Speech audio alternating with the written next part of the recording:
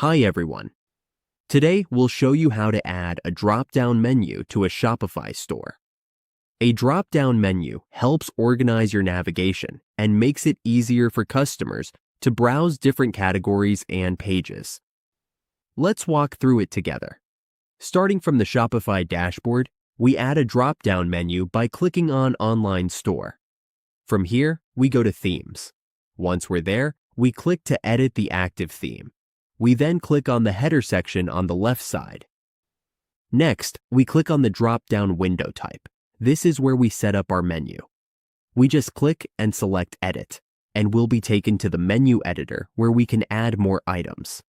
From there, we can use the search bar to find exactly what we need. Once we've made our selections, the top-level menu items can also be edited the same way. If there's anything we don't need, we can simply leave it out. When everything looks good, we click Save. And that's how we create a drop-down menu in Shopify. A well-structured menu makes navigation smoother and improves the overall shopping experience.